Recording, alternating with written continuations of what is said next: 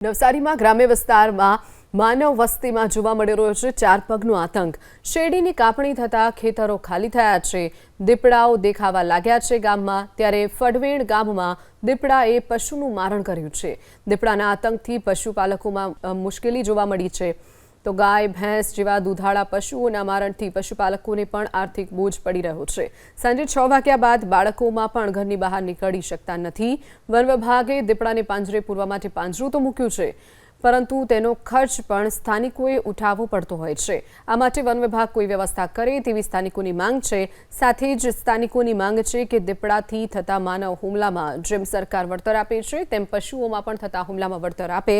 ગ્રામજનોની રજૂઆતના મુદ્દે સરકાર અને વન વિભાગ ત્વરિત યોગ્ય નિર્ણય લે તેવી પણ માંગ ઉઠી છે। અવારનવાર મારે ખેતરોમાં જવાનું હોય તો આ દીપડાનો ત્રાસ એટલો બધો વધી ગયો છે કે એનો હિસાબ જ નહીં। કારણ કે અત્યારે અમારે શેરડીની કાપણીનું સિઝન ચાલતી હોય અને જે ખેતરોની અંદરમાં શેરડીના ખેતર ખાલી થતાં જે દીપડાનો ત્રાસ પબ્લિકની અંદરમાં આવવા લાગ્યો છે। કારણ કે અમારા દૂધાળા પશુઓ હોય, નાના બચ્ચા હોય, બકરાના કે જે તે ઉપર એ લોકો હુમલો કરે છે। એટલા બધો દીપડાનો ત્રાસ છે કે રાતે છોકરાને બહાર પણ રમવા મોકલી શકાય એવી પરિસ્થિતિ નથી। ક્યારે 6 વાગે એટલે તો ઘણા બધા આજુબાજુવાળા બી કહે છે કે આ બાજુ દીપડો આવ્યો છે, એટલે છોકરા બી મોડે સુધી રમી શકે એમ નથી। અને અમે પણ જોયો છે, અમારા પાછળ પણ આવે છે પાણી નહીં પીવા માટે, એટલે છોકરા બી ગભરાય એટલે બહાર નીકળતા નથી। દીપડો એવા પ્રકારનું પ્રાણી છે, નિશાચર પ્રાણી છે। એને રાતમાં કોઈ દેખાય તો એને જનાવર છે એમ જ સમજીને એ હુમલો કરતો હોય છે।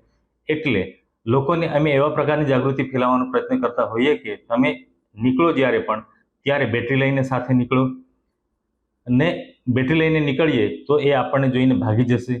ભાગી જાય ને હાથમાં લાકડી હોય, મતલબ એને મારવા જવાનું નહીં, તો એને એવું લાગે કે આપણે એમને મારવા આવતા છે, પણ આપણે ઊભા રહી 4-5 જણા ઊભા રહી જઈએ તો એ આપણે ત્યાંથી એનો રસ્તો કાપીને નીકળી જતો હોય છે। એટલે લોકોમાં બને ત્યાં સુધી અમે એવા જ પ્રકારનું જાગૃતિનો ફેલાવો કરીએ છીએ કે તમે દીપડાથી આપણે દૂર રહીએ ને દીપડો આપણાથી દૂર ઓટોમેટિક થઈ જશે। એનો સ્વભાવ જ એવા પ્રકારનો છે।